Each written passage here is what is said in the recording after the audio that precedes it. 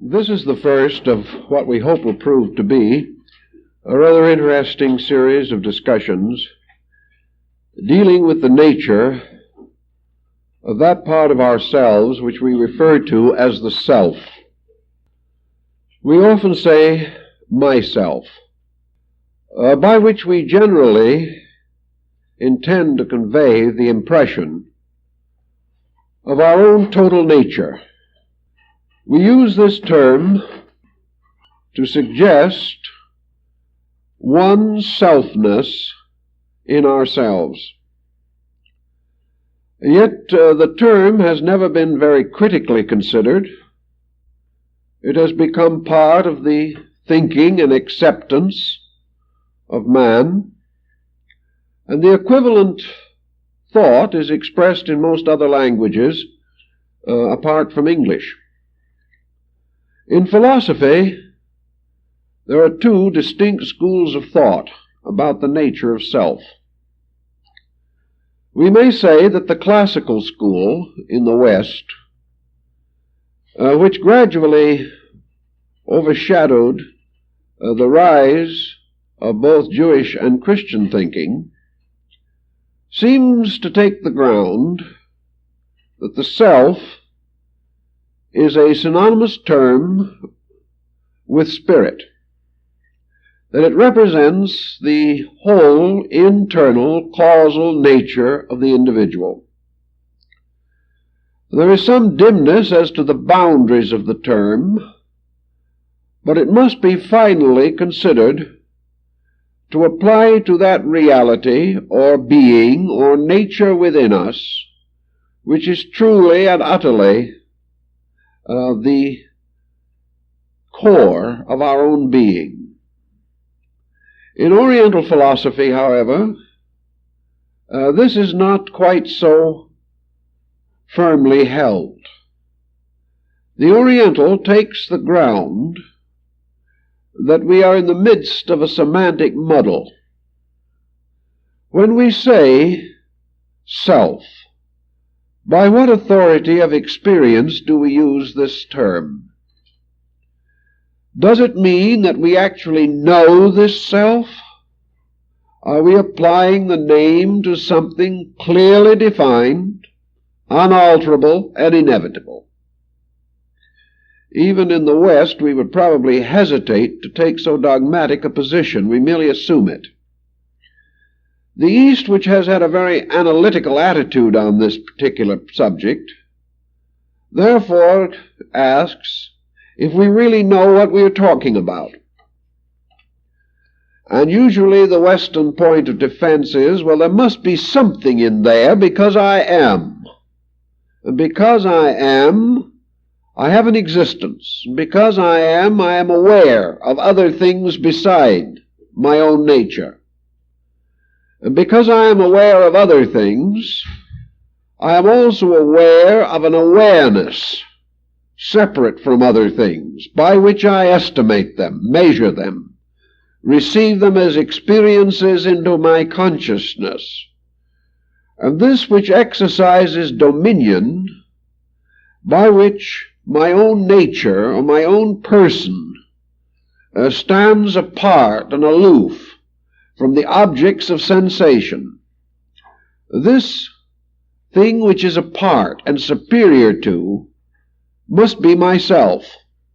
It must be this part of me which is aware of other things, whether I am aware of its nature or not.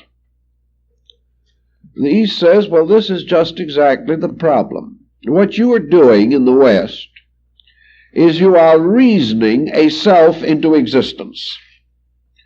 You say it must be there, therefore it is there. You say we need it as an explanation for something else, therefore it must be there to provide this explanation. But when we use the term in this way, are we actually proving anything? Are we actually demonstrating a fact, or are we supporting one conjecture with another? Is there any particular reason why there has to be this separate selfness apart from phenomena? And even if it does exist, is it related to phenomena in any way? Are we really talking about an I within ourselves, this first personal pronoun, or are we referring to an unknown bundle of circumstances to which the term self seems appropriate? The Eastern thinker comes to the question, therefore, is there anything essentially different between our concept of self and our concept of mind? Are we really referring to our minds when we say ourselves? Are we referring to the intellectual part of our own nature, the estimator, the analyzer, the synthesizer? Or are we thinking of something entirely apart from mental process? If we eliminate mental process, what remains of the self? Have we any clear evidence that the self ensouls the mind? Though in the Western modern thinking, we are more and more inclined to view the so-called ego phenomena as merely intellectual or emotional phenomena. The Eastern, however, while he has this skeptical attitude, has not followed it into materialism as we have in the West. To the Eastern thinker, the concept of self can exist in its own nature and of its own kind without necessarily being a solution to anything. Perhaps the main concern of the Eastern thinker is, to what degree does the concept of self delude us? To what degree are we worse off as the result of assuming the existence of a superior self apart from the rest of the compound nature of man? When we say myself, are we really referring to a value, to something that has an essential character? Or are we merely referring to a bundle of opinions held together by a mental coordinator? When we say this is my opinion, is it really mine? When we say I think, are we really thinking? Is it really an I that is thinking? When we say I believe, is it a self-believing? This is a rather attenuated area, but it is important, for out of it has developed the two great streams of human thought relating to the mystery of man as a being. The Easterner assumes, as a result of his own life experience, and what has long been called the familiar experience of the neighborhood, in this case of the world, that there is no valid evidence that when a man says, "This I believe," that there is a valid I believing this. There does not seem to be any real, clear, undeniable chain of processes by which we can be sure that the individual is speaking for anything superior to the common testimony of his own sensory perceptions. If the self is of its own nature immortal, if it is an unchanging being, or if it is a continuing being, subject to certain evolutionary procedures or processes, but still a being, then all that happens must happen to this self. And from the cumulative evidence of this self and its own processes, the nature of the person must be estimated. There seems no absolute evidence, however, that what comes from the self has any different authority or any greater validity than that type of evidence which seems to come. It is therefore not that the East denies a being in man, a God in man, or a divine power behind man. It merely questions whether or not the ego, as we call it, the self-complex, is an essential part of that divine nature, necessary to it or even beneficial to it. If it is part of an error, of an illusion, of a false position, if it is a concept built entirely upon empiric procedures without validity, then it may remain for a long time untrue but unchallenged. If, being untrue and unchallenged, it is still beneficial, there perhaps is no very important ground for argument. But certain things happen inside of man that are not beneficial. Certain problems arise which are not good. Certain intensities are manifested which are not necessary or useful. And we have gradually come to recognize that this self, or ego, is also the source of a certain self-centeredness or egotism, which is not beneficial, not useful, and not helpful. If, therefore, there is anything about this self that will assist us to understand its proper use or its place in the pattern of things, or will liberate us from some tyranny which is not valid, then perhaps it is well worth further consideration. We have no evidence that the person, as a collective being, at this stage of his growth or evolution, is infallible. We have no evidence that any of his opinions at this time are ultimate, that there is any area within himself which completely transcends the common processes of observation and reflection. We are not able to distinguish within the individual a core of infallibility which is available and by which the individual must always and inevitably be right. He just isn't that way. We move from a nature which apparently functions, to a measure at least, by trial and error. We have ideas, we try them. Sometimes they work, sometimes they do not. We have invented a great many things that ran beautifully on paper, but never ran when they made machines of them. We are quite certain that a particular formula will work in the managing of a business. We try it, it fails miserably. Therefore, by trial and error, we have to continuously test what might almost seem to be the most solid of our convictions. We are not sure of them. They do not seem to be inevitably true.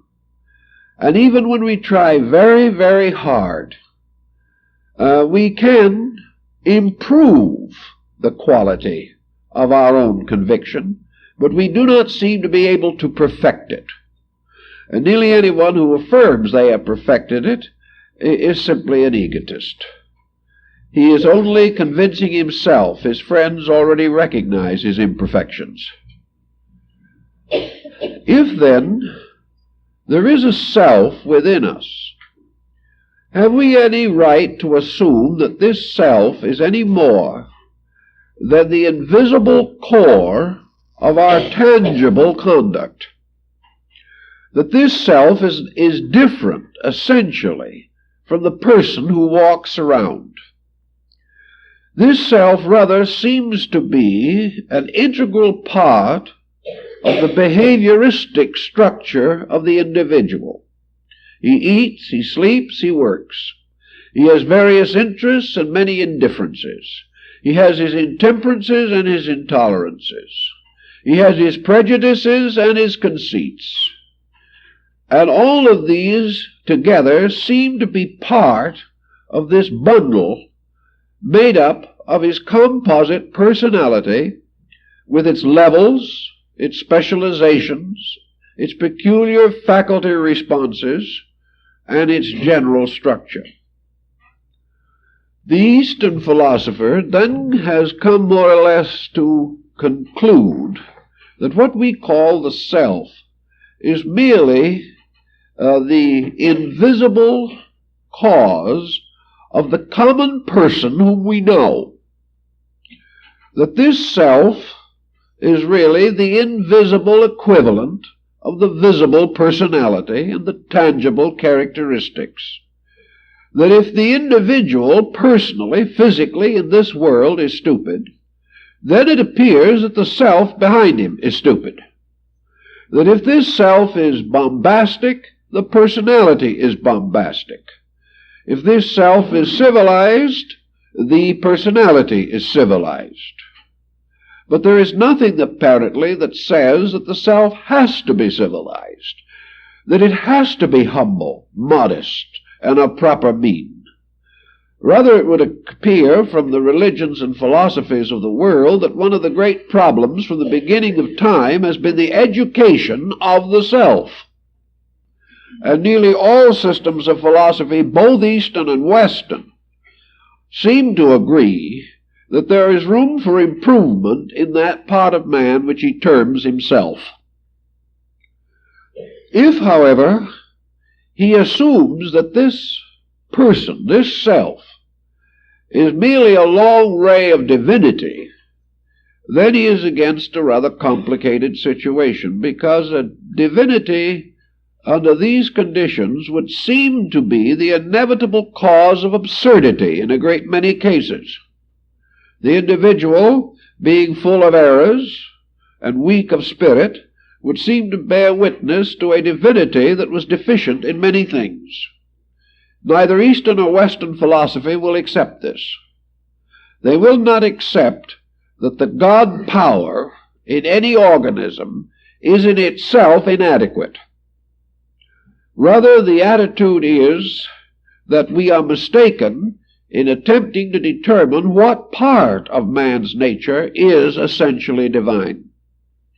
That we have substituted in a subtle way mind for spirit. That we have assumed that intellect is the highest part of man, and that to the degree that he thinks, he is divine, even though his thoughts are not divine. If, however, the mind was the God in man, we could scarcely face the history of civilization and explain it rationally. For it is a continual record of trial and error, of absurdity and crime. It is a record of man's inability to govern his own affairs or the affairs of others. Thus we must begin to isolate in some way the personal self which we experience from this larger self which we do not experience. In the Gnostic system, the larger self was the over-self, Emerson's over-soul, that there was something in man that is superior to the self as we know it. And while lacking facilities for analysis, we can only assume that this is a plus kind of self. We must assume that inside of man there are also levels, and that the level of the mind is not identical with the level of consciousness itself. If this be acceptable, and there is so much evidence to sustain it that we can hardly argue the point successfully, then the nature of the self becomes a serious issue in philosophy and has been given a lot of attention in Vedanta, in Zen, in Buddhism generally, in yoga, tantra, and in the mystical sects of the Near East, the early Christian mysteries, the Egyptian and Greek schools, and even among the more civilized peoples of the Western Hemisphere in ancient times. Every nation gradually ascending the cultural ladder has come to the point where it has had to face the source of right and wrong as social forces. And the only way in which this source could be found, apparently, was within man himself. Therefore, there has to be a fountain of right and wrong in man. Now, right and wrong do not necessarily become identical with good and evil. Right and wrong seem rather to be correctness or incorrectness of judgment. An individual does not always do wrong because he is evil. He makes mistakes because he is ignorant. We cannot necessarily convict the ignorant person of being evil, but he certainly is not in a condition of internal resource to achieve the greater good for all concerned. Therefore, rightness to our common thinking becomes a proof of sound judgment, wrongness of unsound judgment. And man is capable of both forms of judgment. And whatever part of man is therefore polarized between right and wrong judgment cannot be regarded as infallible. The Buddhist system, therefore, perhaps offers as clear a picture as we can find of the concept of selfness. Of course, Buddha did not originate the notion.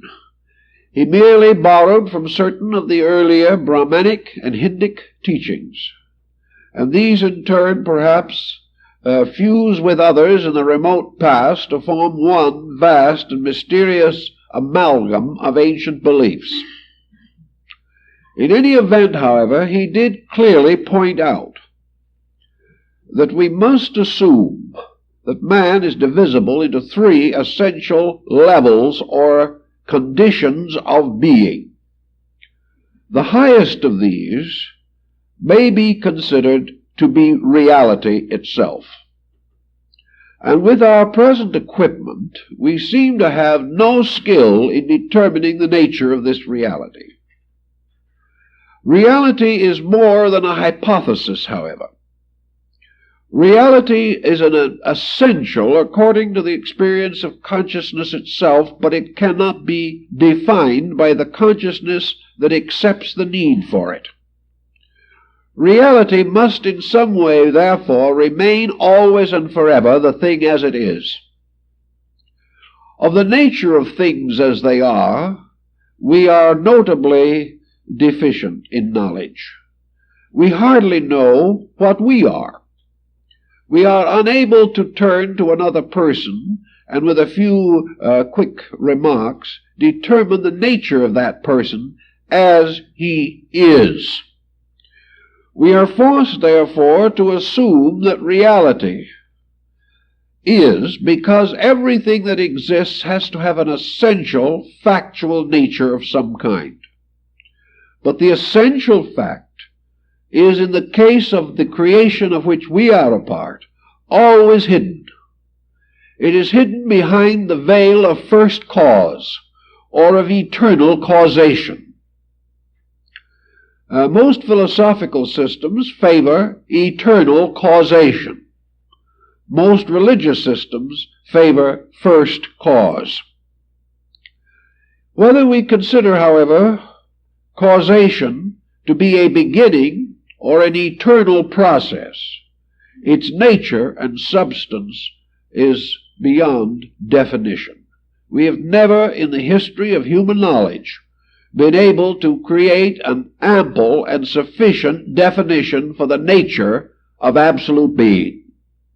And there doesn't seem to be any probability that we will do so in the near future.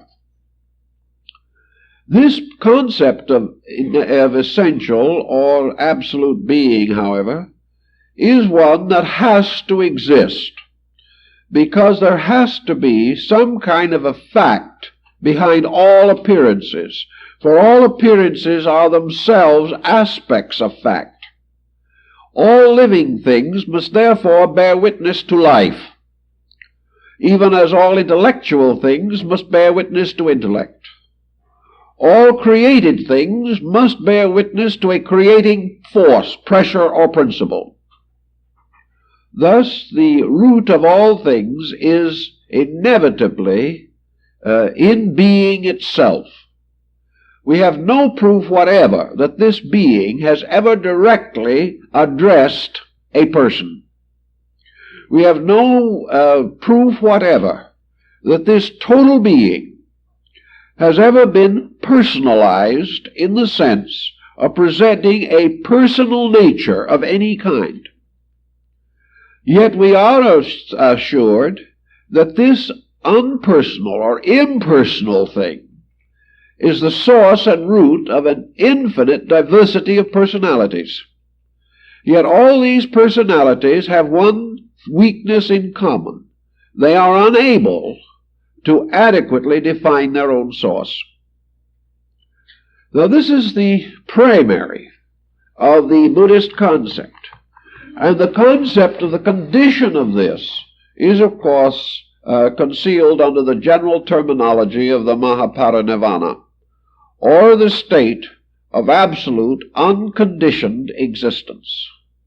This is the goal of Southern Buddhism, with the monk attempting through the complete elimination of all conditioned existence to restore identity with an utterly unconditioned existence. To do this, he must cease to be a being or person. He must no longer have any of the conditioning or qualifying attributes of mind, emotion, or sensation. Assuming that such a condition would be conceivable, Western scholars have generally taken the ground that to remove all of the attributes by which the individual can experience or interpret experience must leave this individual in a vacuum. Therefore, that actually parinirvana is extinction. Buddha says no, it is not, but admits frankly that the consideration of its essential nature is not only impractical, but impossible. The second sphere or area of Buddhist contemplation, therefore, is what might be termed in modern psychology the subconscious nature of man. The subconscious nature of man is an area of subjective growth. This area of subjective growth surrounds the central core. It is made possible because the core exists. It is made possible because the essential root energies of the subconscious are derived from this thing which is not well described as superconscious, but is certainly extraconscious so far as we know. This so-called subconscious, therefore, is built up not from the conditioning influence of being, but from the conditioned influence of environment. The subconscious world, with its psychic pressures, its psychic problems, and all of the various records of psychic intensities, must therefore be held to be a subjective personality. The subconscious is not essentially different from the conscious external person. Rather, it is the submerged part of the objective consciousness, which, like the iceberg, has most of its mass submerged. Thus, the so-called objective personal consciousness of man is a fragment floating on the surface, and beneath this surface is the greater part of the mass of this nature, which we call the subconscious. The subconscious exercises the conditioning effect upon the personality. The subconscious is the depository of the records of the reaction of man to experience and condition. Therefore, into the subconscious, as into a capacious memory, is gradually stored away all the experience phenomena that we know. Psychology today thinks of the subconscious as merely a one-life instrument. Eastern thinking considers the subconscious not as a one-life instrument alone, but as carrying within it the impulses and pressures of the entire cycle of rebirths. However, as the objective man is not aware of his relation to karmic indebtedness, so the subjective man may not be either. But as objective incidents are conditioned by karmic laws, so subjective reflexes and attitudes are conditioned by karmic law. If then we are really looking for the so-called self or the ego, we are inclined to suspect that it lies in this subconscious nature. That the subconscious nature represents the manager or directional power over the objective personality. That the objective personality and the subjective personality are the hemispheres of one sphere, and that what we call experience moves back and forth between the visible and invisible hemispheres of the conscious and subconscious nature of man. Thus, perhaps, in our Eastern philosophy, we have a parallel to modern psychological thinking, that somewhere in this mystery of the subconscious lies the chemistry which produces the mystery of self. That self is this area of subconsciousness. That it represents the consequence of certain experience being continuously pressed back into a subconscious container. That this experience is in various degrees of maturity. That it is influenced constantly by the various levels by means of which man accepts or receives into himself the stimuli which produce knowledge, wisdom, understanding, growth, reflex and reaction. Outside of this subconscious self, which is the second circle of the like of this concentric bullseye target, is a third or objective circle. And this is the circle which really extends to the outer circumference of man's body, the skin. It is in this circle that the objective consciousness exists with its final relationship to the environmental world. This third or so-called conscious being is simply man living in this world according to the experiences of this world, acting and reacting according to the immediate stimuli of this world, and passing through a wide cycle of diversified activities as the result of the region in which he exists as a physical being. This objective body contains within itself, this physical personality contains within itself a series of sensitive areas which we call sensory perceptions. The purpose of these sensory perceptions is to sense, and that is to become aware of. And these sensory perceptions may also be regarded as perceptive, namely that they do sense, that they perceive, that they are continually taking in to themselves stimuli from the exterior or from the outer world. A continuous bombardment of phenomena and of physical sensations move in through the sensory perception and finally unite as the result of the common sense, or the mental coordinator. And the mental coordinator is Buddha's sixth sense. It is this sense which must put together all of the fragments of external phenomena and make something out of them. And what it makes out of them causes the individual who possesses this instrument to suddenly declare, "This I believe," or "This now becomes evident to me," or perhaps with a little greater gusto he will say, "This is so."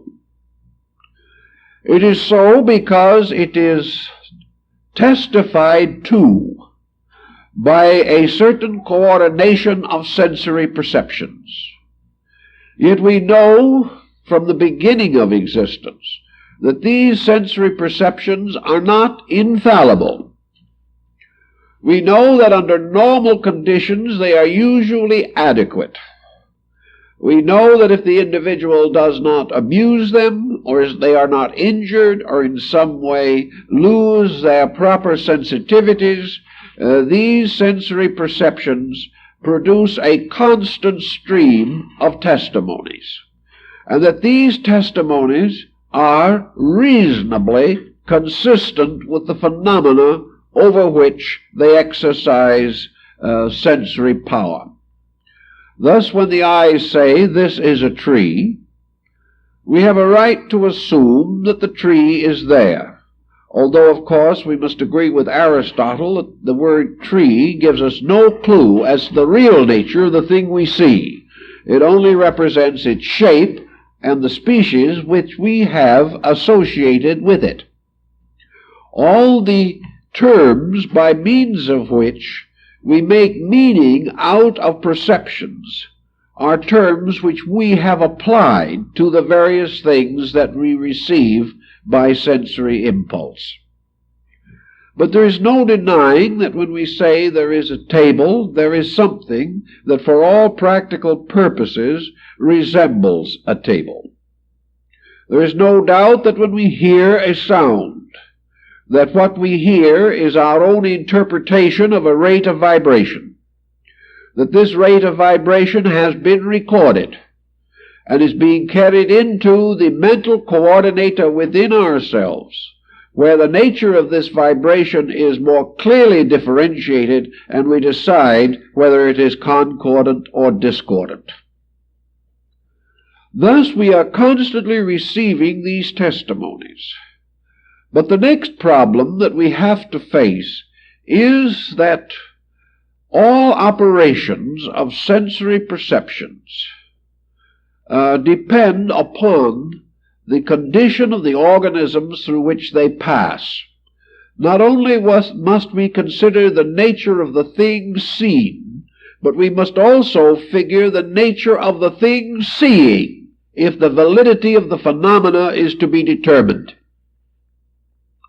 Now, there are certain common things about which this validity problem is comparatively unimportant.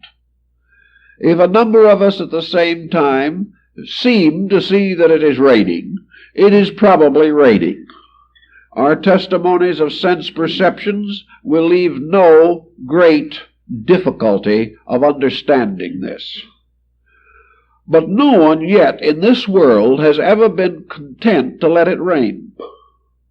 Whenever rain is noted, something has to be done about it.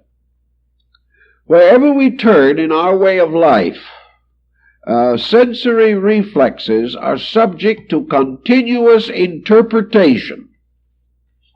And interpretation is nothing more or less than previous experience applied to new experience.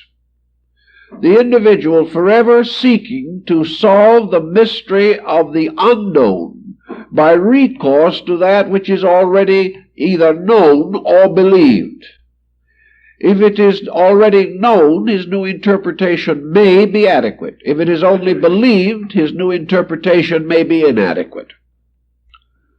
So constantly and continuously in our way of life, phenomena entering into the experience of man through the sensory perceptions is subject to modification in that most vital of all areas, the mental coordinator. We know outwardly, for example, that if a person goes to school who has no interest in the subject, he will not learn well. And one of our problems today is to try to determine what kind of education is suitable to various persons of various attainments and attitudes. It is quite obvious that what we cannot use in this world, we almost certainly abuse. What we cannot understand, we must inevitably misunderstand. We are so constituted that this is the way life operates.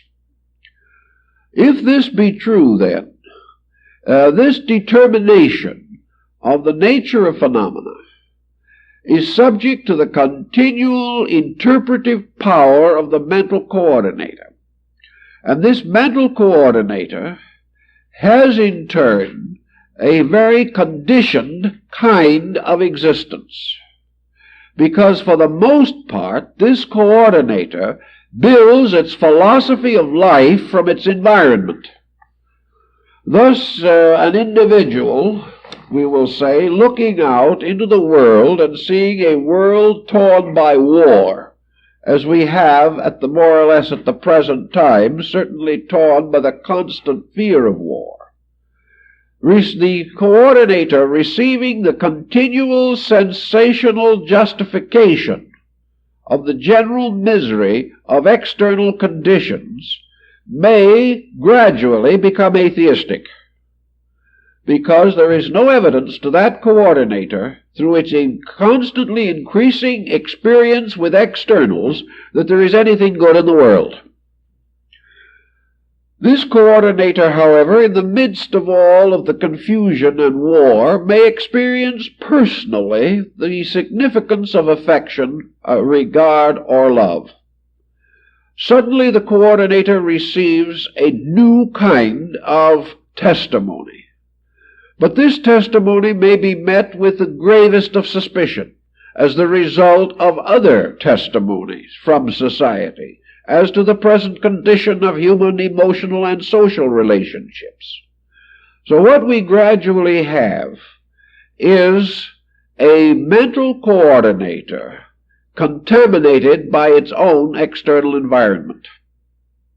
Just as a child brought up in a very unhealthful environment may have its moral nature disturbed simply because this disturbance is constantly carried into the coordinator. The coordinator can have no opinion or no attitude superior to the sum of the interpretation of the sensory perceptions. Thus we have a little closed package here, a little circuit of circumstances, in which the individual, having been set in a belief by any situation, begins to censor his own sensory perceptions. He declines to accept as valid any sensory message that conflicts with the opinion of the coordinator, who now becomes a little despot. He now becomes a little fixation, perhaps utterly intemperate, utterly intolerant, completely bigoted in some way. He may be the absolute skeptic, or he may, by some other interpretation, be the easy believer, so gullible that he falls for every notion that occurs. But in any event, this coordinator now develops the same kind of censorship tactics which we often observe as a misfortune in human society. It simply fails to register what it does not want to register. Or it completely disproportions the values of what it does register. The small act of the friend becomes more important than the passing generosity of an adversary. The individual is more responsive to flattery than he is to criticism. He is more inclined to accept the opinions of those who agree with him than contrary opinions that may be wiser and better. So little by little, this coordinator builds a subjective, integrated personality, invisible, but which constitutes the true character of the person in the body which we see. This character, with its weaknesses and its strengths, with its mistakes and its virtues, with its blind spots and its deaf spots, with its thoughtlessness and its thoughtfulness, with its inclinations to fear and to worry, with its uncontrolled jealousies and its unreasonable ambitions. All this conglomeration simply represents this endless motion of external phenomena moving inward to a coordinator that is using it to continually build the dominant attitudes which it wants. The dominant chemistry finally comes to the top, takes control of the rest, and we have what we call a personality. This personality is certainly subject to continuous change, but where it is once locked by an extremely adamant situation, a completely unchanging determination to accomplish certain purposes, or with complete determination to continue exactly as it is in all habits and in all practices, this person can resist a tremendous amount of change.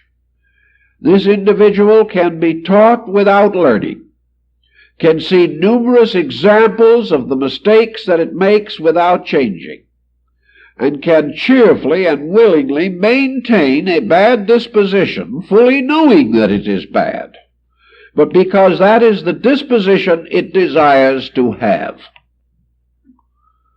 Somewhere in this mystery, muddle, and mix-up, slowly emerges the vision of this thing we call the self that senses. This self, which is the summary of the sensory processes, is the self which most of us know. We do not know why it acts as it does. We do not know why it gets us into trouble morning, noon, and night. But we do realize that it is a continually conditioning influence, and that in most instances, that which it wishes will be accomplished. That which it determines will be done, and its every whim will change the life of the person into conformity with that whim. So man's inner life becomes a strangely distorted shadow of that which it might be. And out of this conglomeration comes the only self that we really know anything about. And in many instances, it is pretty poor. Yet we also realize that there exists in the world, and always have existed, certain persons in whom the self seems to be doing better. We realize that this self, with all its conglomerates and all its mysteries, does not produce only confusion. That out of this self also there emerges genius. That out of this peculiar subconscious mystery has come not only the Hitlers, but the Leonardos. Not only the Caesars and Napoleons, but the Beethovens and the Raphaels.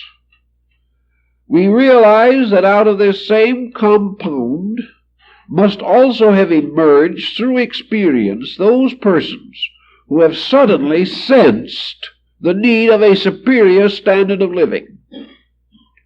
That some way this self will and can testify against itself.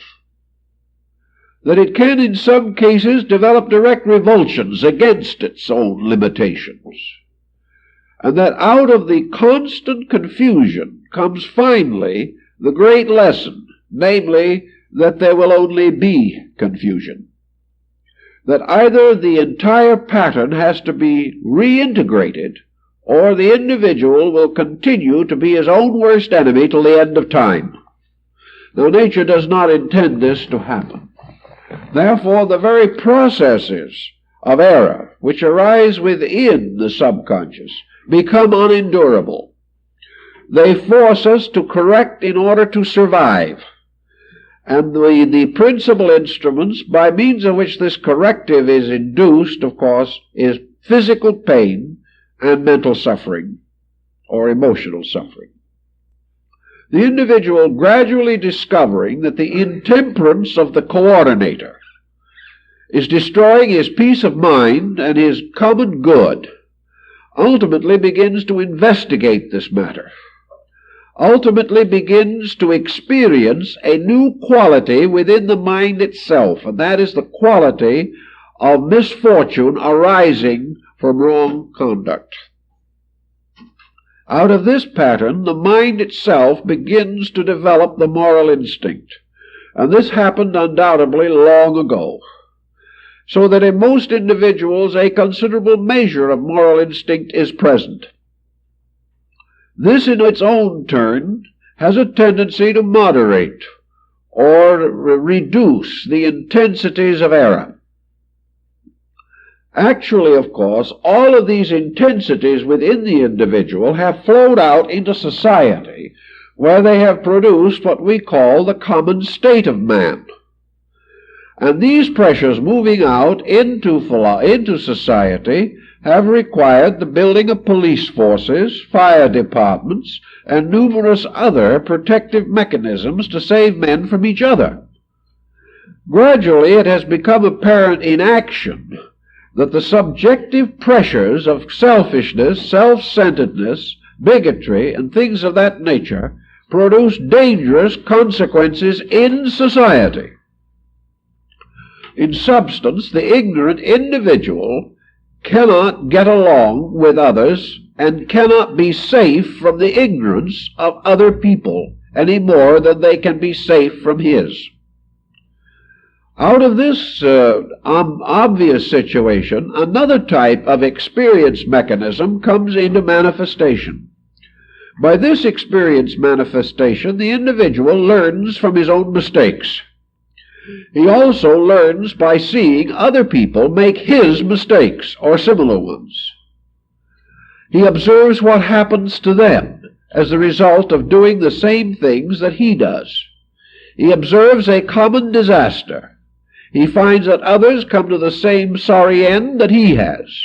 And from this comes a gradual building of the experience of a pattern of utilities, a pattern of things which must be done or must not be done if the general security of the group is to be preserved.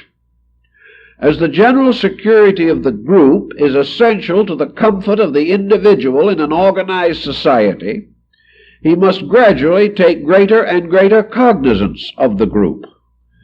He must gradually assume his part of the social responsibility for the group. He must cooperate with others. He must contribute to the common productiveness of his kind, or else the general situation deteriorates so rapidly that he himself is imperiled. This is another cycle of information moving in upon the person. Though as man lives in a world in which just about anything imaginable can move in upon him, and some things he can't imagine, just as he can not only be moved in upon by realities, but by his own interpretations of realities, he is not only living in space, but he can populate this space with the extensions of his own imagination. And this population can also move in upon him. He is the victim of his own imaginings just as much as he is the victim of factual conditions. And his own imaginings differ from fact to the degree that his own common sense is distorted. Little by little, then, he finds a very interesting and intriguing situation.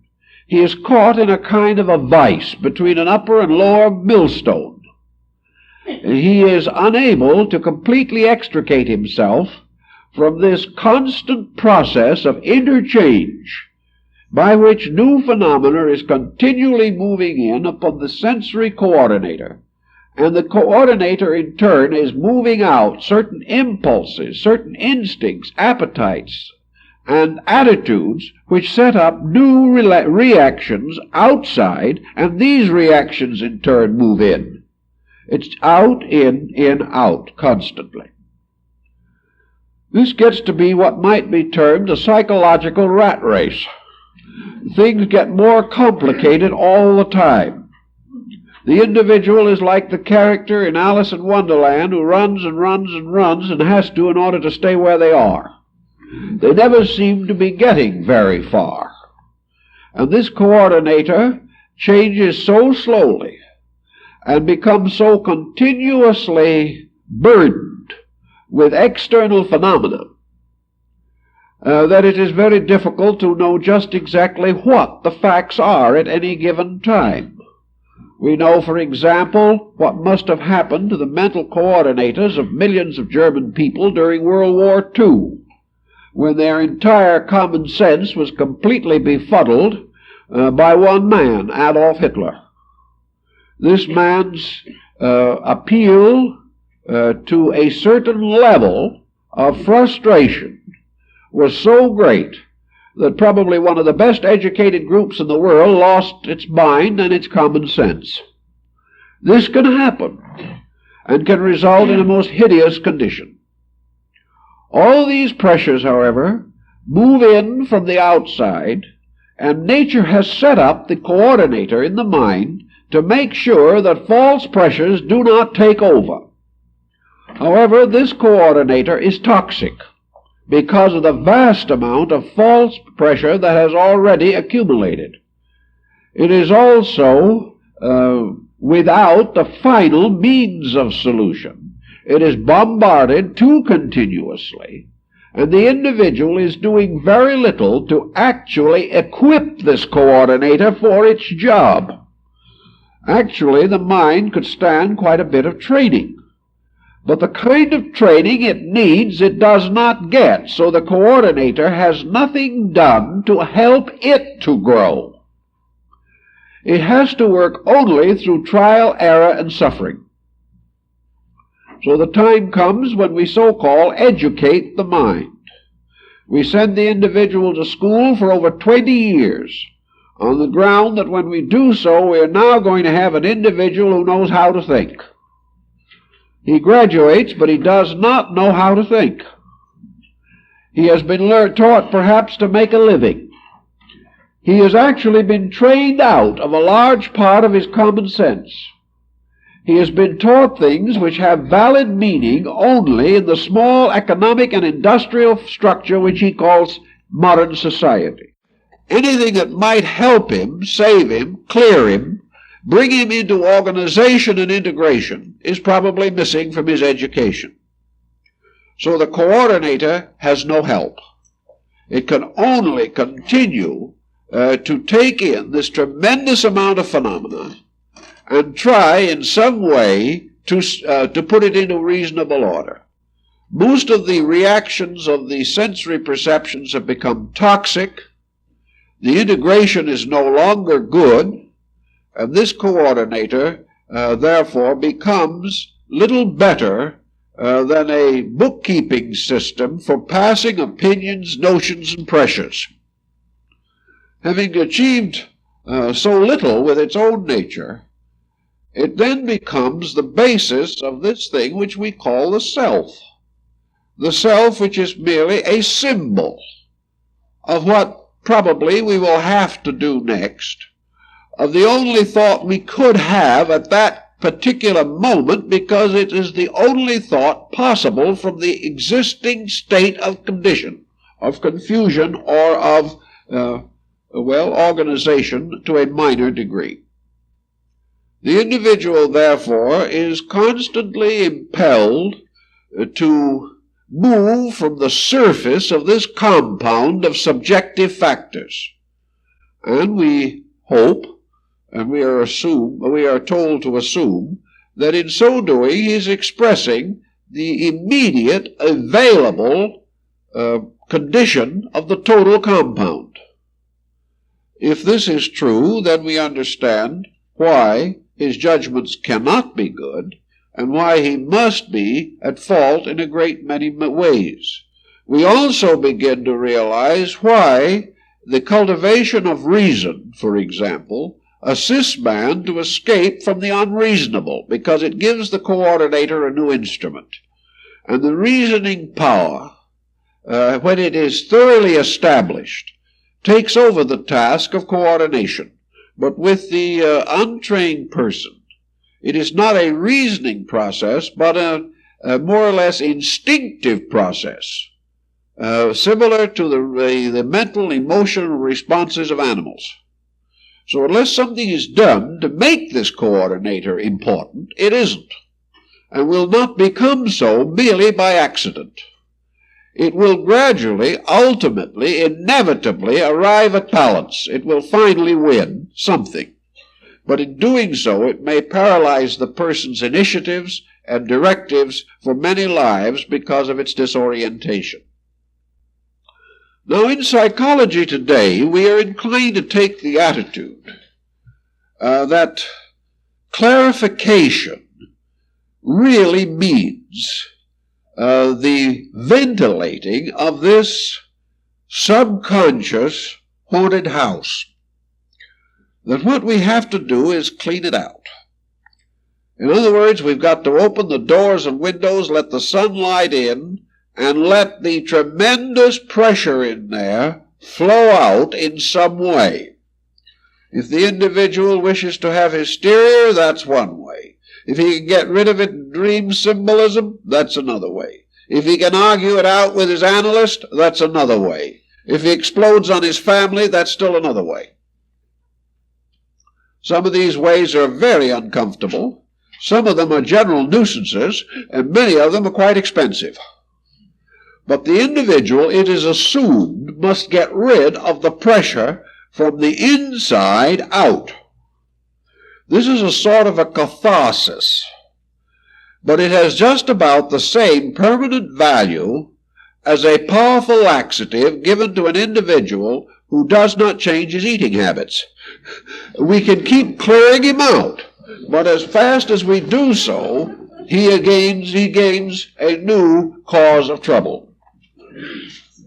So there is a grave doubt as to whether this type of catharsis has any particularly permanent results.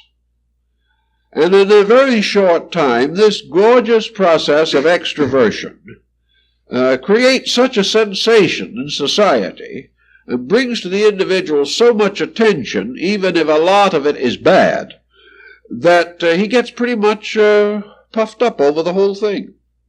He finds a way to be important, and there is nothing that is more quick to gain attention than a good hysteria. So the individual frequently finds for the first time in his life that he becomes important. And this is not a good discovery, because an individual who is important simply because he is a nuisance is not gaining the proper relationship with life. Where is the problem actually to be faced? Is it possible for us to so polish and cleanse this internal coordinator that it becomes pristine, pure, and incapable of further error? Can we fumigate it? Can we do something with it to get rid of the unfortunate situation that exists there? I doubt very much if this is the approach, and I believe this is the difference between Buddhistic psychology and Western psychology. Buddhistic psychology says that you can't do it this way, that the cause of the whole situation is the intensity of the sensory perceptions and the acceptance of phenomena. That the correction has to be made in connection with the intake of material.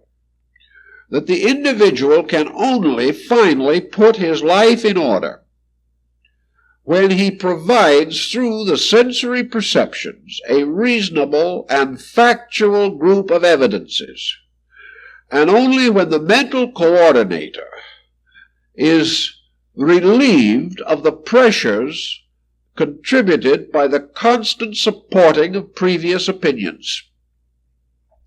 So that actually, if we're going to get rid of this deluge that is accumulating and rising like Noah's oblivion within ourselves, we must turn off the water.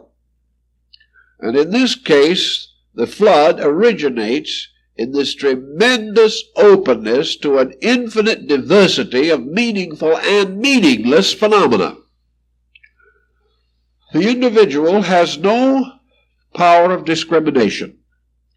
He accepts usually that phenomena which creates the greatest intensity of reaction. Quality is not the consideration. He hears the loud noise much better than he hears the soft sound. He hears the loud despot much louder than he hears the quiet sage. Everything is in terms of the quantity of impact, the broad general acceptance of ideas, and very little is concerned with their quality, their value, or their integrity. So the individual has a self now that is pretty much a tyrant, that is in a sense befuddled, that this self is to a measure also bewitched by the conditions under which it exists.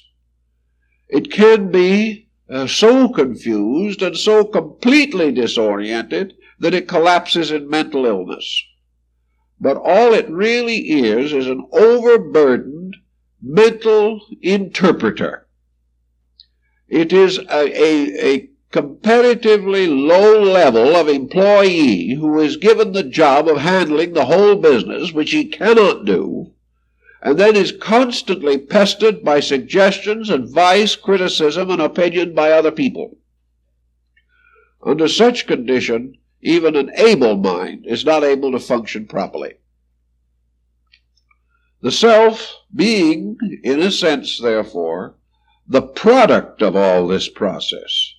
The Eastern philosopher prefers to think of this sensory self as the victim of sensory pressure, brought into existence by the intimate and infinitely complicated chemistry of sensory testimony, mental interpretation, conduct moved by this interpretation, which sets up new situations in society, which again are picked up by the sensory perceptions, taken back and reinterpreted.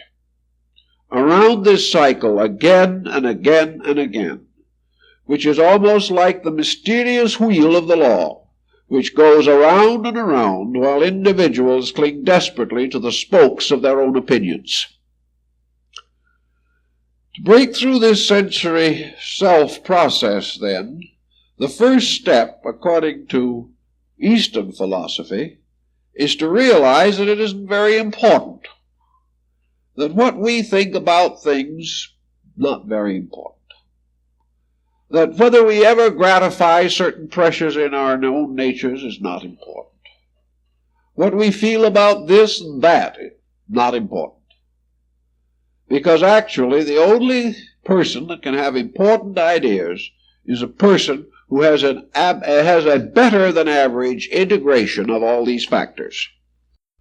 For the most part, therefore, we are punishing ourselves, whipping ourselves, in a desperate effort to prove something we cannot prove, and that is that we are always right. This is the hardest thing in the world to prove, and many individuals have battered themselves into oblivion trying to do it. The relaxation of this pressure into the Eastern way of thinking is simply this detachment process.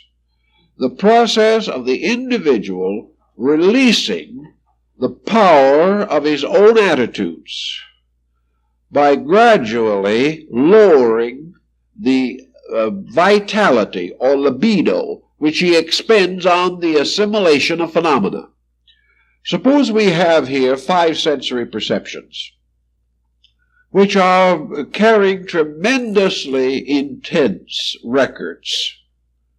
A tremendous amount of energy is being used to convey messages along these sensory channels.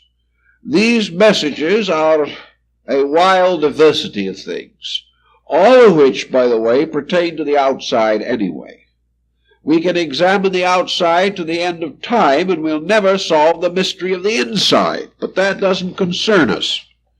We are constantly taking in more and more of all these things we hear about, read about, and which we observe and see and taste and feel in the physical sensory perception range. If, for example, this is all carried on a kind of an electric circuit, a certain energy carrying these messages continuously, the intensity of the messages, the continuous transmission of them, depends upon this energy. If you reduce the energy, if you turn off the current, so that these messages are no longer conveyed from the environment to the mental coordinator, then the environment factually ceases to exist, because it has no existence apart from sensory acceptance or sensory function within that area. When we close the eyes, the visible universe vanishes. If we stop up the ears, the auditory universe vanishes. If we stop up the nose or get a good head cold, then the sense of smell ceases to function, and the olfactory processes are no more. If by some way or condition the sense of taste is destroyed, then flavors are no longer sensed. And paralysis can make it impossible to have any physical sensation of contact with another object. Thus, through the sensory perceptions alone, man is bound to the universe of phenomena, which is his principal seat of activity and thought. Now, it would also follow naturally that the individual could, through unconsciousness, through sleep and death, also achieve the break between the mental coordinator and the phenomenal world of the physical existence. But philosophy is not concerned primarily with this break. It is not concerned with cutting off and destroying all contacts. Such concern might be present in certain advanced cases of mysticism, where the individual is completely determined to transcend all physical conditions. But for the average person who needs help because of pressures, because of difficulties, the important thing is to lower the rate of intensity of these reactions. The individual, by giving less energy to the sensory processes, will reduce the amount of phenomena which they carry to the mental coordinator. This permits the mental coordinator to slow down. It also permits the entire process to be subject to another faculty of the coordinator, which is usually not applied at all, and that is thoughtfulness. Thoughtfulness requires a certain interval, a certain leisure, a certain power to contemplate events or conditions or facts with a kind of leisure. If these facts tumble in too great a confusion, too rapidly and too intensely, thoughtfulness is not only difficult but usually impossible. So the problem comes of slowing this entire machinery down until it becomes controllable and directable. It is necessary to slow the traffic on this psychic freeway before everyone trying to drive the freeway is killed. And these freeways or channels of communication between phenomena and the phenomenal interpreting center in man must be clarified, simplified, made orderly and direct. And the person who wishes to have greater clarity in any area must simplify. Clarity is not the result of constant struggle. Clarity is the result of releasing the consciousness from the most dominant of those pressures which deny or make clarity impossible. To do this, in the Eastern philosophy, the individual is taught certain meditative disciplines, the tendency of them being to bring internal reaction, not to paralyze the sensory perception, but to direct it, to condition it, so that its testimonies will be more comfortable, more pleasant, and more meaningful. That gradually these sensory perceptions are trained away from recording that which is worthless, recording that which is essentially untrue. Also, having reduced pressure, the mental coordinator can achieve that which is its peculiar symbol in the level of mentality, and that is righteous thinking, a state of righteousness, or of being right. This rightness is the basis of true virtue, and therefore righteousness is rightness in the estimation of value, about which we hear a little but do not see or experience too much in daily life. As this process of sensory reaction is slowed down, we then learn another lesson. We learn that the affairs of the outer life do not plunge through the subconscious into this mysterious, intangible core that we have mentioned in the beginning. In other words, the subconscious is not an open road into the eternal being behind man. This eternal being is non-operative as far as objectivity is concerned, so that the cycle of awareness does not penetrate beyond this mental coordinator, which is therefore properly to be described as the ego, or the sattva, or the self. The substance of all this conglomerate process together is the activity which we consider very often even spiritual, but which really is spiritual only in the peculiar definition of being vital, that it has vitality in it. It is not spiritual in the sense of having any virtue in it, any particular real or essential meaning. It is animate, but not truly living, because it is a series of intensities which are constantly pushing each other and themselves, moved on by the mysterious power of the human will. The sensory gamut, or the sensory perception, might well be likened, therefore, to gates leading in to the subconscious. They are also the same gates which in another way have to be used to reduce the internal pressure. Like the sacred bridge, traffic moves both ways. And on this problem, there should be this constant release or relief of that which is accumulated inside as pressure. Now, pressure can be released if it is constructive. Pressure, if it is no more constructive than steam, can drive a steam engine.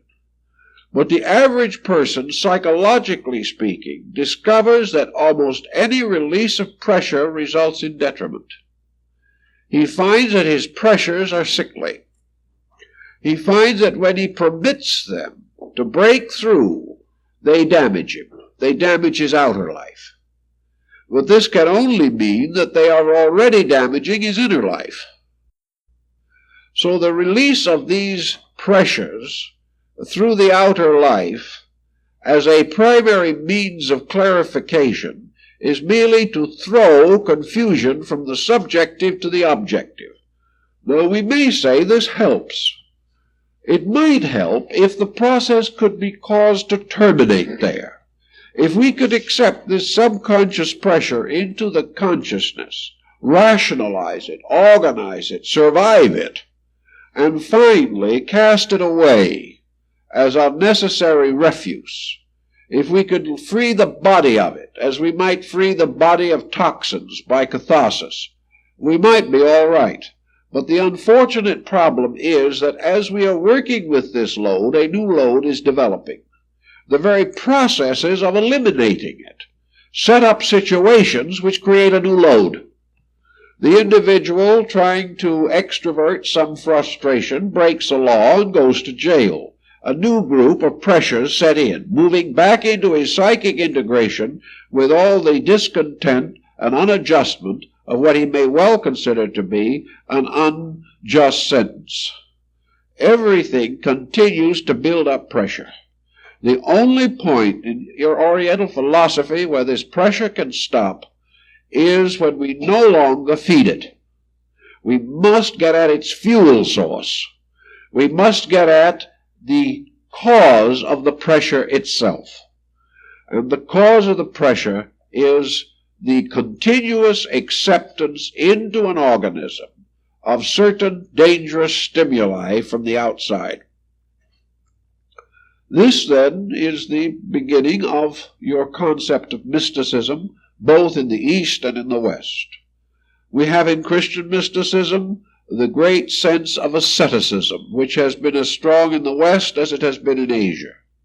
We have the individual who renounces the world, who enters holy orders, who gives up all worldliness, who goes away into the mountains to become a hermit, who renounces most of the pleasures and wealths and advantages of life, who turns from fortune to the black robe and goes alone into the wilderness, perhaps, or to become a servant of those in need or suffering.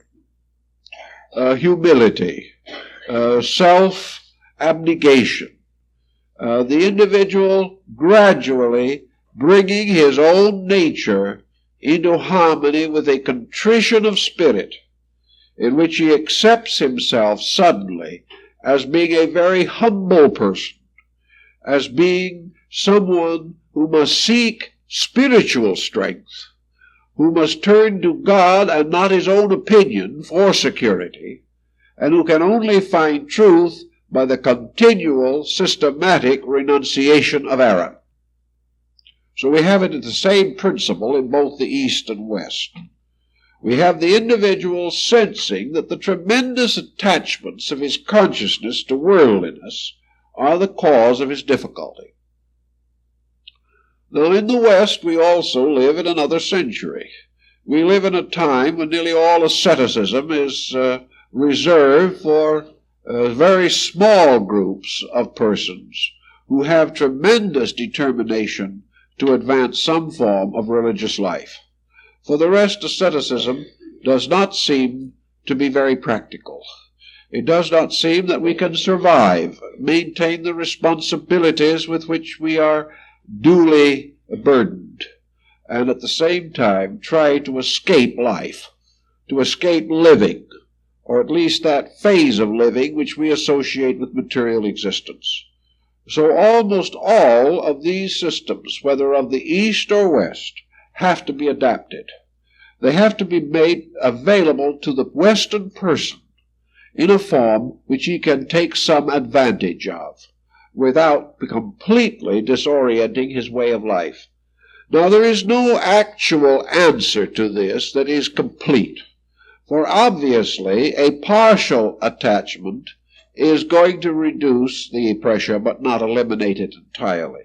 The individual who makes a 10% adjustment will get a 10% result. There is no way in which a person can remain partly worldly and partly unworldly and have a completely unworldly release from worldliness. This is simply not possible. But fortunately, to the thinking of modern man, we are not at the moment outright perfectionists. We are not demanding absolute happiness. We are not demanding absolute peace or absolute freedom from worldliness.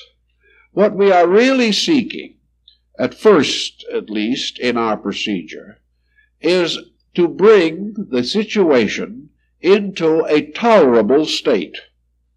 We want to have a measure of security. We want to have a certain sense of integration. We want to be able to make important decisions more wisely than we make them now. We want to be as good as we can be. But we are not at all certain at the moment that we could be absolutely good, even if the opportunity offered itself. There are too many complications lying between. So instead of saying to the individual, leave the world, cause the end entirely of this fueling of the machine of the six senses, provide it no gasoline, provide it no oil, provide it no compressed air, provide it nothing, so that the machine simply ceases to function. If it ceases to function, the mental coordinator ceases to function. And in the end, you have the parinirvana, or the complete extinction of the objective being. But instead of saying that, we take a different attitude. We say that it is perfectly conceivable that between a miserable state of subjective existence, such as we know now, and the ultimate in which we have no existence, there is the possibility of a middle ground. And that middle ground is to have a comfortable, pleasant, happy, and well-adjusted subconscious. It can still exist, but it doesn't need to be the endless botheration that it is to most folks. We might not say, I'm ready to dispose of both my outer and my inner life.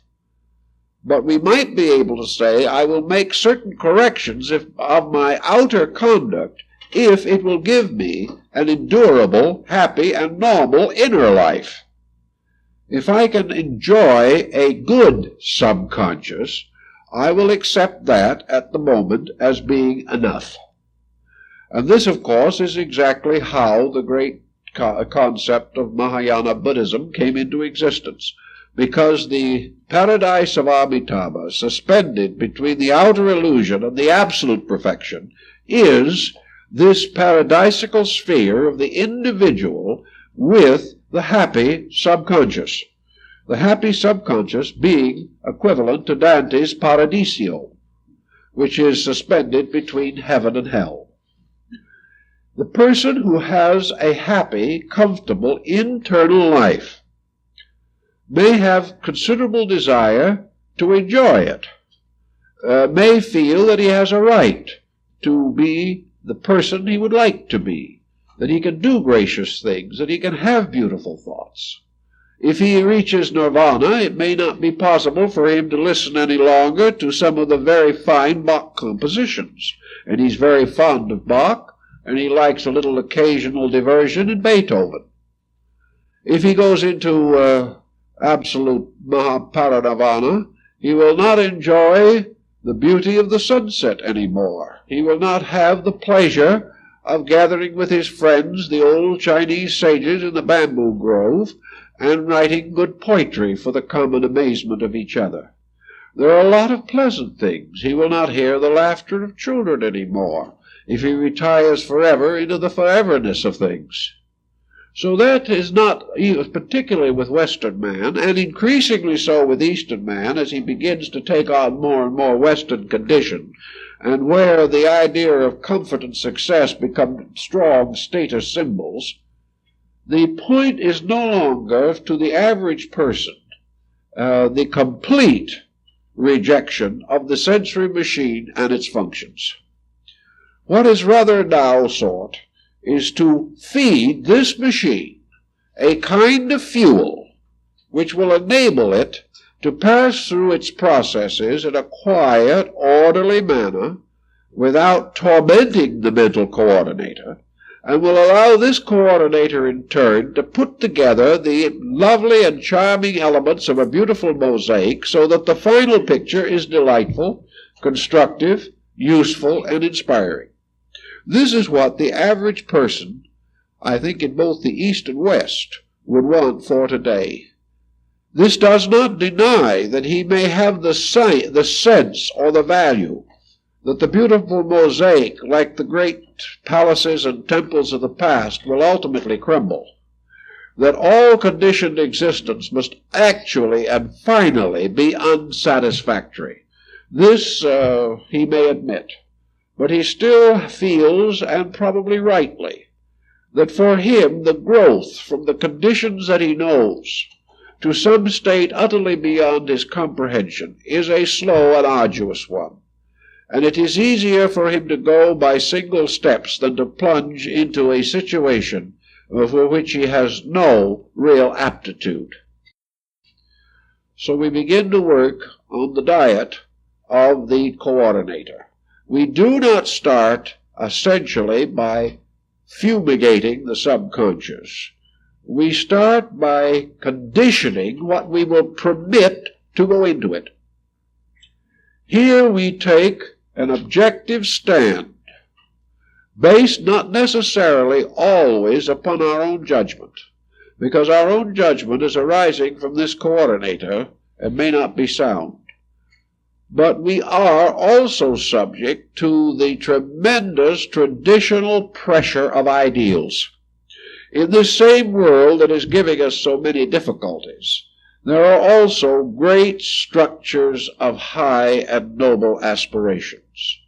Just as surely as we are confronted agelessly with the selfishness of man, so we are also confronted through time with the lofty unselfishness of man. We begin to see and realize what constitute the great lives, what constitute the real, essential, illumined purposes of dedicated human beings. And we are able, gradually, through the sensory perceptions, becoming responsive to these things, to develop a certain attitude of determination, by which we begin to censor this process. Now, how we censor it was not the subject of this evening's talk, but we will come to that also. The principal purpose of the moment is that it is censored. And by degrees, we censor what goes in. And that which goes in must become the basis of that which is inside. It must be the food of the subconscious structure. So we try, little by little, to visualize, to experience, to become continuously aware of those qualities around us which we would like to have on the inside. And this brings us to the next step, of course, which in the Eastern philosophy is the use of the mandala. In the Western philosophy of psychology, the mandala is usually the drawing of an aberrated person, by means of which we attempt to estimate the nature of the aberration. In other words, the mandala is a projection from the person, and must therefore represent one of two things, either the state of his aberration, or the basic understatement or archetypal statement of his own revulsion against this aberration, both of which represent the two poles of the mental coordinator, struggling between the positive and negative experiences with which it is constantly being deluged. Thus, the theory of it is, in the West, that the mandala is a revelation by means of which the individual is releasing diagnostically, autodiagnostically, the situation in which he is in. That this, therefore, is much the spirit of Western art. Much Western art in the last 25 years is frankly psychotic. There is no other possible explanation, and this is not said in the sense of a facetious remark. These people are sick. They are sick as we are all sick. The only thing is, some of us can't draw. Therefore, we cannot make pictures of this sickness. Some of us simply howl in the night, that's all. Some of us walk the floor. Some of us hate each other. Some compose strange and inharmonious musical compositions, and some paint morbid and psychotic pictures. But all these things are the tale of suffering. They are the evidence of a great disorder within the psychic integration. Now, it's one thing to assume that this release is of value. I've always questioned it. I think these mandalas and these psychic drawings should be made at a certain stage. They do help in some conditions, particularly in advanced psychiatry, where it is actually necessary to get every fragment of available information concerning the aberration of the patient. But that these things should be hung in galleries for the edification of people, or that they should be placed over the mantel in someone's home, is like placing there a particularly choice fragment of dissection or something of that nature and considering it artistic. The real problem is these are clinical things, and as clinical things they are valuable. As art they are not valuable. If, however, we use the Eastern concept, it is not a problem of the individual drawing his aberration in two dimensions. The problem is that the individual should be confronted with a design or a pattern that, moving in upon his subjective, will do something to normalize it. The therapy lies, therefore, in the authenticity of the painting which is being contemplated. If this painting was contrived or conceived under inspiration by an individual in a very advanced state of mystical insight, if it was achieved through the internal experiencing of certain values which transcend both the subconscious and the conscious minds, this painting then becomes archetypal in a constructive sense. It is no longer the painting of a sickness. Even if the artist was not completely illumined, it is certainly the picture of an aspiration. It is the picture of a motion toward betterness. It is a picture of appreciation, of realization, of tremendous veneration for principles perceived and sensed. It is a story of universal unfoldment captured in a truly consecrated human soul. This type of picture, which is the Eastern mandala theme, has been very carefully guarded in most of the Oriental sects where such paintings are produced.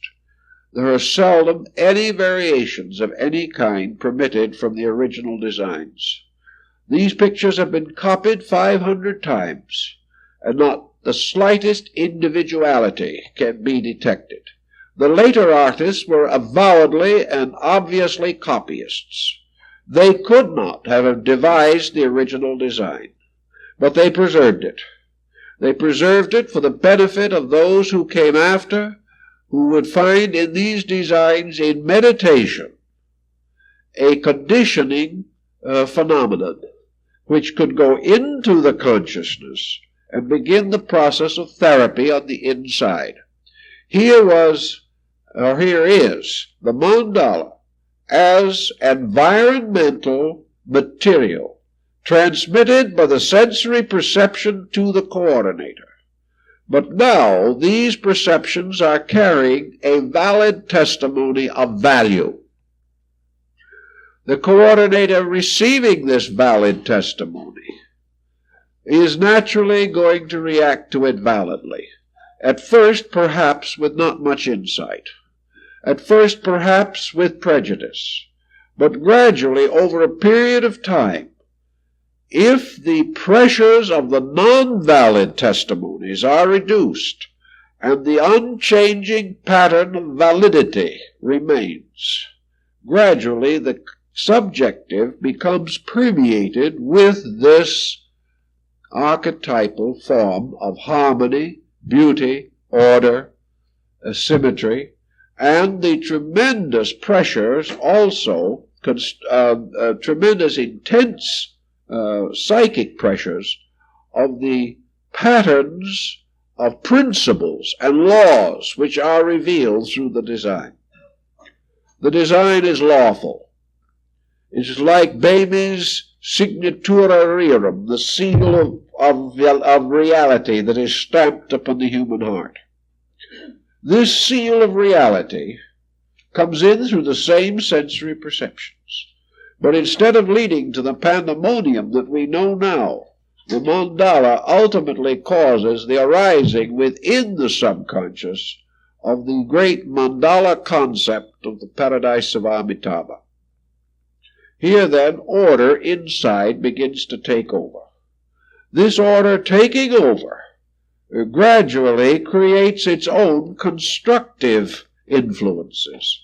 These influences censor just as the wrong ones did, the coordinator in estimating the reaction to sensory perception. And little by little, the individual begins to see and experience the validity of good. He begins to see the law operating around him, whereas previously he saw only disorder. Little by little, he is able to discriminate between various levels of sensory function, and he becomes more and more aware of the eternal presence of that which is essentially true. Thus, quieting down, releasing, he finds greater tendency to use these perceptions to increase beauty, wisdom, and insight within himself. He turns to the arts not for a livelihood, but because they give warmth and peace to his soul. He begins to appreciate things that once he thought were foolish, because suddenly simple, gentle, kindly things have great meaning. Little by little, this results in a relaxing, a letting down of the unreasonable and false pressures. The nature still lives in this world, it still functions here, it still does its daily work here, just as it always did. But it is in this world, but not of it. It continues to meet every responsibility, but it cannot be hurt by the illusion of worldliness. Because in order to be hurt, there must be this self, this ego that is always right, and must therefore always suffer from the actions of others. The moment this ego principle relaxes, the moment we have no longer the great determination to be right or wrong, as soon as we have no vice to defend and no virtue to defend, we simply relax, and in the relaxation we become right. We take away the pressures, and normalcy is that which remains when pressure is gone. In all these mystical systems, good is not something to be cultivated as a separate thing. You cannot water it and fertilize it and expect it to bear fruit. Good is normalcy. It is the reasonable. It is the right. It is the thing as it must be and as it should be and as it really is. Therefore, you do not create good. No one can. No one can declare that there is more good in existence because he has done something. Good is that which is ever there, but is obscured by that which is not good. If, therefore, the individual ceases to do that which is not good, he is good. And in ceasing to do that which is not good, he does not become negative. He is not inactive. He simply must realize that good is not the opposite of evil. That good is that which eternally exists and which is obscured by pressure. As we relax pressure, as we cease to be ourselves, we are good. And in the larger mystical sense of the thing, when we totally cease to be ourselves, we are God. The difference lies in this matter of estimating how we shall attain the end. We become God-like by attaining that state in which we are no longer like that which is not God, or is not good in its final sense. There is a little fable about it which is rather trite, but still has a bearing. Diogenes said that the man who has least, as far as these worldly things are concerned, is most like God, inasmuch as God, as far as we can know, depends upon nothing that man can confer or anyone else can confer.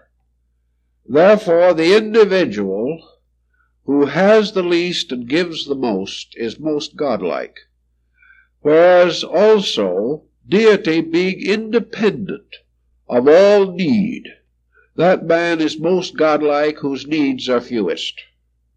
He then happened to look around to see what he had that he might not need, and discovered that he had a drinking cup.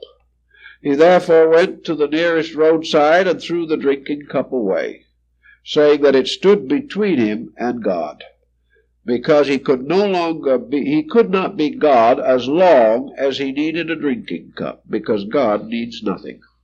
So he threw it away and said any man could drink out of the hollow of his own hand, and did so for the rest of his life. It's just a peculiar point of view of a very eccentric man, but it does carry a certain sense of meaning. It is that the individual who gradually ceases to possess those peculiar limitations which mark him as human also gradually transcends the human state. He is free from any state the attributes of which he no longer exercises or practices.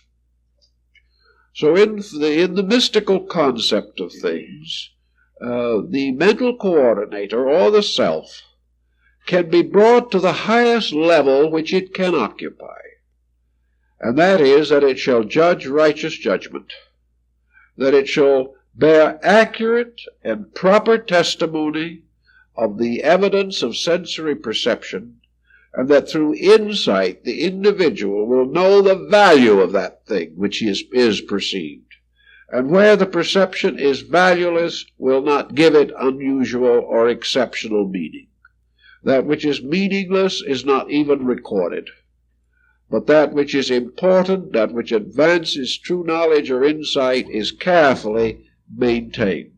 The functions of the senses, therefore, cease to be whirlwinds of opinion, and the whole mechanism becomes a quiet way of gaining all that we can that is useful and valuable from the experience of existence.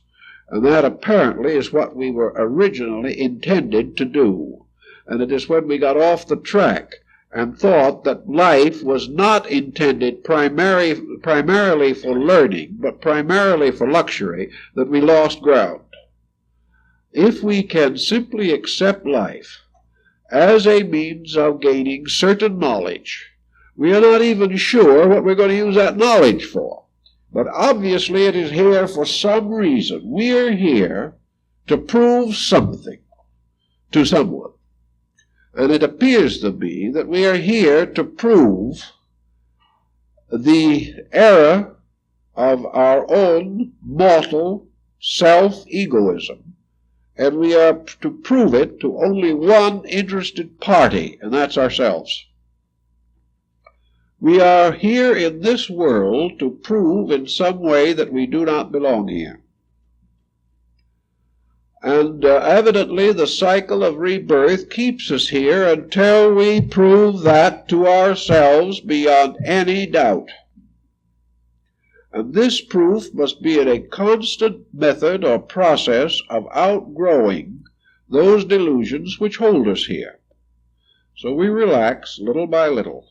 And finally we have a comparatively well-tamed self.